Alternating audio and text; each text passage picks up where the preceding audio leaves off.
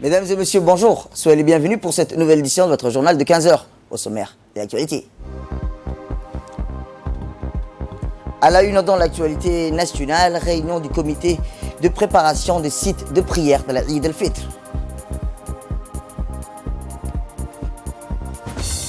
Et dans l'actualité internationale, au Proche-Orient, la Palestine annonce son retrait de tous les accords passés avec Israël. C'était les titres. Merci et si vous nous rejoignez. À la une dans l'actualité nationale, le Premier ministre, M. Abdelkader Kamel Mohamed, a présidé ce matin au Palais du Peuple la réunion du comité de pilotage de lutte contre le Covid-19. Cette réunion a été consacrée à l'intensification de la lutte contre le Covid-19 avec une application généralisée de la règle des 3 T, c'est-à-dire tracer, tester et traiter. La réflexion également autour des personnes spécifiques et vulnérables pour leurs accords, une priorité dans le processus de prise en charge, mais aussi en amont et notamment le dépistage. Il faut également accorder une protection renforcée aux hôpitaux et ceux qui sont à risque. La stratégie de lutte contre doit aussi s'adapter aux réalités du moment, ont souligné les participants. L'objectif principal doit rester la protection de la population, quelle que soit la stratégie, ont-ils convenu. Néanmoins, la campagne de dépistage massif va se poursuivre. C'était dans le titre, dans le cadre de la préparation des sites de la prière de l'Eid al-Fitr, annonçant la fin du mois béni du Ramadan. Le ministre des Affaires musulmanes, de la Culture et des Biens Warf, M. Moumen Hassan Barre, a présidé au Palais du Peuple une réunion regroupant les représentants de la mairie et des organismes publics tels que l'ONEAD, l'OVD, l'ADR, la protection civile. Le thème principal de cette rencontre est de la réhabilitation des sites de prière de la Eid qui sera fêtée après et quelques jours. Cette opération sera consacrée, comme à la coutume, à l'aménagement et l'arrosage des terrains, branchement d'électricité et de l'eau, l'installation de la sonorisation des micros, l'alignement des rangs, des prières pour le respect de la distanciation.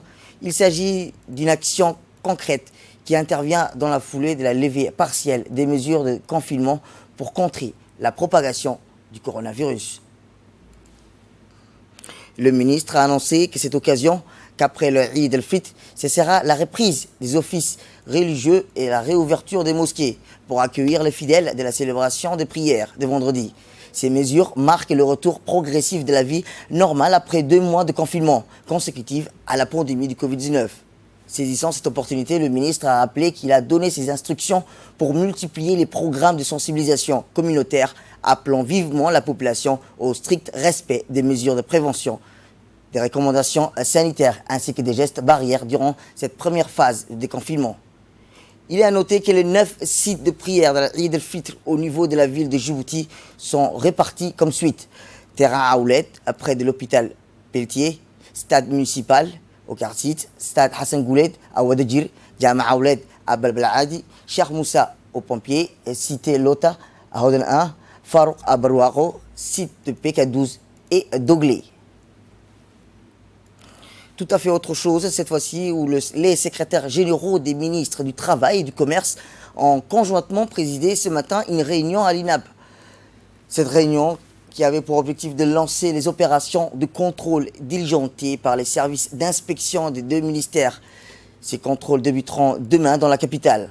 En pris part à cette réunion, les conseillers techniques, le directeur de l'INAB, Sharmaki Idriss Ali, l'inspecteur général du travail, Abdi Farah Idli. Dans son intervention, l'inspecteur général du travail, Abdi Farah Idli, a souligné que l'opération consiste de faire respecter les consignes sanitaires du ministère de la Santé aux commerçants de la place et les sensibiliser sur les ports du masque afin de freiner la propagation du virus qui est toujours présent. Donc, le but de notre réunion aujourd'hui, c'est comment harmoniser notre travail en tant que des inspecteurs de commerce et des inspecteurs du travail. Et l'objectif, il ne faut pas perdre, certes, c'est protéger les travailleurs, protéger le client et les commerçants, mais aussi de nous protéger aussi. En tant que cadre inspecteur, nous avons d'abord l'obligation de se protéger. Après, on peut secourir l'autrui. Donc, la première chose qui n'est pas négociable, c'est que nous-mêmes, les agents, on doit avoir nos matériels. C'est-à-dire, aucun agent, aucun inspecteur ou contrôleur ne doit descendre dans le terrain s'il n'a pas le matériel nécessaire. Même sur le lieu de travail, il faut que nous, on donne l'exemple. Certes, c'est un contrôle de vérification, mais aussi c'est un contrôle de sensibilisation. C'est-à-dire, nous sommes là pour corriger le commerçant, pour corriger les opérateurs privés, mais pour corriger aussi la population qui sont devant le lieu du commerce. Lors de cette réunion, le secrétaire général du ministre du Travail, chargé de la réforme et de l'administration, a rappelé aux inspecteurs et contrôleurs que leur mission consiste à faire respecter les mesures de gestes barrières par les sociétés et entreprises du secteur privé. De son côté, le secrétaire général du ministre du Commerce a confirmé les propos de son homologue. Nous l'écoutons. Je voudrais remercier l'ensemble des inspecteurs et contrôleurs du travail et du commerce venus pour assister à cette réunion de concertation pour préparer les opérations de contrôle que nos 12 institutions sont appelées à mener sur le marché du travail dans le cadre du déconfinement décrété par le gouvernement. Je souhaite que cette initiative commune débouche sur le succès. Depuis plusieurs mois, chaque pays mène un combat, organise la riposte pour contenir la propagation de la pandémie du Covid-19 qui constitue le défi du moment. La santé du citoyen passe avant toute autre considération et c'est par la discipline et le respect des gestes et des précautions préconisés que nous pourrons surmonter cette pandémie. L'objectif principal étant de nous mettre d'accord et harmoniser notre méthodologie de travail. Quand on parle de méthodologie, bien sûr, ça commence au niveau comportemental. Toutes les mesures, comme vous l'avez dit, de respect des pratiques barrières et des respects des pratiques sanitaires que nous devons en amont nous imposer. Bien sûr, au moment où nous nous présentons face aux opérateurs économiques, nous devons nous-mêmes être dans cette disposition que eux doivent respecter. D'autre part, si l'on parle d'horaire de démarrage des contrôles, il faudrait également qu'on se partage la superficie de contrôle. Nous avons une bonne équipe, autant de votre côté que du nôtre. C'est des contrôleurs expérimentés qui connaissent leur travail. Environnement, cette fois-ci, où le ministère de l'Environnement, en collaboration et soutien du PNUD, a remis ce matin des vivres alimentaires destinés aux ménages vulnérables des zones côtières. Cette initiative est le résultat de plusieurs réunions organisées par le ministère de l'Environnement, le PNUD et l'UNFD pour la mise en place d'appui, d'accompagnement aux populations des zones côtières touchées par les impacts économiques du confinement. La vie des ménages vivant dans les zones côtières a été impactée par les mesures de confinement général qui avaient été décrétées par les autorités depuis plusieurs semaines en raison de la pandémie du Covid-19. Ces ménages étaient dans l'incapacité de continuer à exercer leur activité génératrice de revenus et vivaient dans des conditions très difficiles. Ces vivres dont la distribution est assurée par l'UNFD et les autorités régionales va soulager les ménages vivant.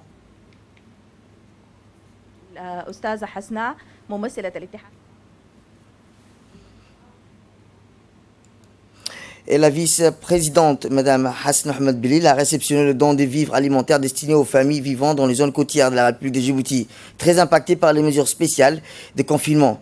Elle a remercié au nom de la première dame, Mme Khadra Mohamed Haït, et le ministère de l'Environnement et le PNUD pour avoir associé l'UNFD, une organisation de proximité ayant une large couverture. Nous remercions tout d'abord le ministère de l'Environnement qui nous a associés à ce projet. Le projet a été vraiment financé et appuyé par le PNUD qui est toujours auprès de la population. Et ce projet est un projet d'appui pour les personnes, les familles vulnérables des régions côtières qui nous ont été, avec lesquelles on a été associés. Nous remercions le PNUD pour tout son appui constant pendant cette période de Corona. Et j'aimerais remercier le ministère de l'Environnement pour nous avoir associés et d'avoir pensé à l'Union nationale des femmes djiboutiennes. Je les remercie à mon nom et au nom de ma présidente. Merci.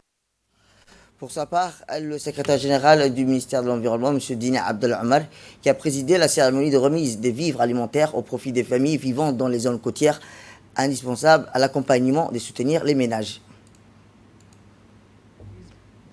De l'Environnement et du Tourisme, Son Excellence M. Mohamed Abdelkader Moussa,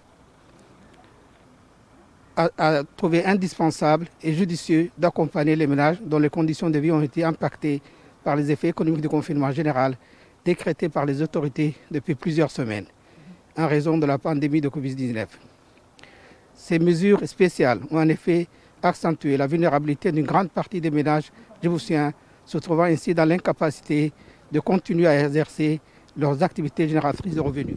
Le ministère de l'Urbanisme, de l'Environnement et du Tourisme, de ce fait, en collaboration avec ses partenaires, va conduire une stratégie qui va se décliner en 2 phases. La première phase consiste à faire face à la situation d'urgence à travers la distribution de vivres alimentaires à ces ménages vulnérables afin de les soulager dans ces moments difficiles pour notre nation. La deuxième phase concerne la mise en place des activités génératrices de revenus pour améliorer les moyens de subsistance de ces populations et rendre autonomes ces populations vulnérables dans le domaine de la pêche, de l'écotourisme et de l'artisanat. Dans le cadre de la mise en œuvre de la première phase, et dans le but de renforcer la sécurité alimentaire et nutritionnelle de ces ménages, nous avons prévu de soutenir 630 ménages vivant dans les zones côtières en leur distribuant des vivres de première nécessité. Une collaboration avec l'Union nationale des femmes djiboutiennes, organisation de proximité ayant une large couverture dans les quartiers de la capitale, a été initiée et cette organisation a été mandatée pour couvrir les activités d'appui aux ménages à Djibouti-Ville. Pour les régions de l'intérieur, nos interlocuteurs et intermédiaires seront les préfectures et les conseils régionaux. Cet événement s'inscrit dans le cadre de la mise en œuvre du projet sur les aires marines protégées. Ce projet constitue une opportunité non négligeable pour notre pays et va assurément renforcer la résilience de nos côtes et de notre biodiversité marine face aux conséquences destructeurs du changement climatique. Cet appui vient également à point nommé dans ce contexte du mois de jeûne de Ramadan, dans lequel les valeurs de partage et de solidarité sont indispensables. Plus que jamais, nous sommes mis à l'épreuve dans ces situations inédites liées au Covid-19 et nous devons nous montrer dignes de l'héritage de nos ancêtres qui nous ont inculqué les valeurs de l'entraide, de l'amour et de la solidarité. Je ne saurais terminer mes propos sans remercier le Programme des Nations Unies pour le développement ainsi que sa représentante présidente ici présente, Mme Fatima, pour leur soutien constant et leur engagement sans faille auprès de notre ministère. Je remercie également l'UNFD, représentée ici par sa vice-présidente, Mme Hassan Ahmed, d'avoir répondu présent pour nous soutenir dans cette démarche. Toujours dans l'élan de solidarité à Tadjoura, cette fois-ci où les honorables députés, en l'occurrence M. Ahmed Mohamed Sultan et Mme Fatouma Daoud, ainsi que M. Ahadi Addeberkala, ont remis à M. Ali Mohamed Gadilé, président de l'annexe RSPP de Tadjoura, en présence des représentants des autres annexes de la fédération régionale, convoqués pour cette occasion, des lots de vêtements de neuf destinés aux orphelins de la région. Ces enfants pourront dès lors fêter la Eid comme il se doit, dans l'allégresse et la dignité, comme chaque enfant de cette République, surtout en ce moment crucial de l'histoire de l'humanité, confrontée à une crise sanitaire mondiale encore persistante.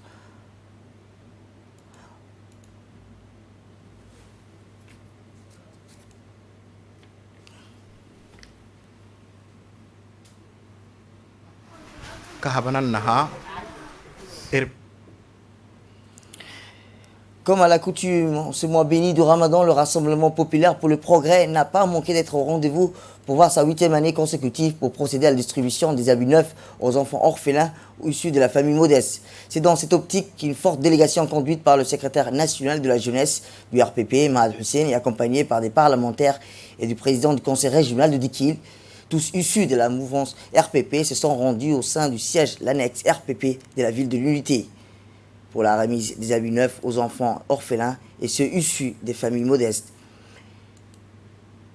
Cette cérémonie a vu la participation du président de l'annexe RPP de Dikil, du membre du bureau de l'annexe RPP, plusieurs militants de longue date, ainsi que les enfants bénéficiaires et les parents. Dans une brève allocution, le secrétaire national de la jeunesse du RPP, Mahad Hussein, n'a pas manqué de rappeler que cette noble initiative chère au parti et dont ont bénéficié cette année plus de 5000 enfants orphelins ou issus des familles modestes. Personnes de menu, des vêtements pour l'Aïd, des habits neufs, et cette année, plus de 5000 enfants sont concernés par cette générosité.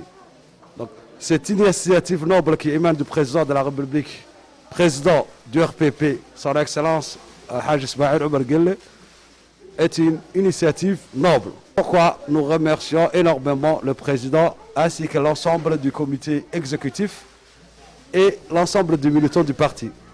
Je voulais aussi profiter de l'occasion pour adresser mes vœux d'Aïd Moubarak au président de la République, à la première dame, au premier ministre, aux membres du comité exécutif du parti et à l'ensemble des joueurs.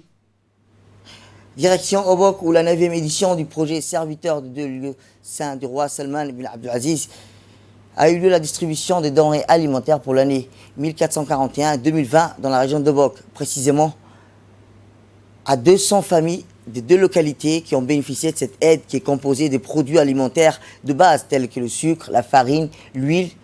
Cette cérémonie a vu la participation du préfet adjoint Ali Maki, l'élu local Ali Hassan Meike, ainsi que les représentants de l'ambassade. Cette initiative vise principalement à répondre aux besoins des familles pauvres en fournissant un soutien alimentaire consistant en riz, sucre, farine et huile et tomates. Ces projets caritatifs s'inscrivent dans le cadre du soutien continu que notre pays reçoit de la part du gouvernement du gardien de lieu saint, mosquée le roi Salman bin Abdelaziz, en particulièrement pendant les mois bénis du Ramadan.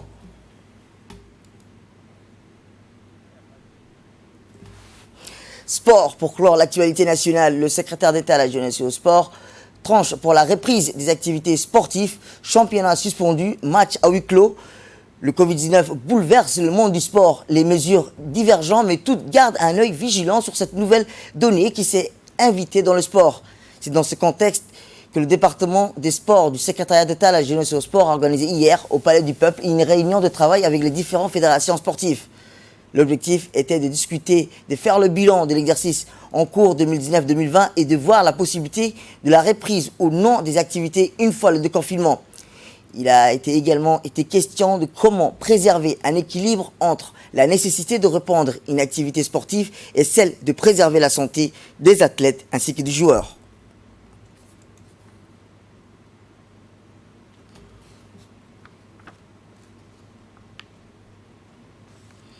Il fait très chaud à Djibouti, juillet et août.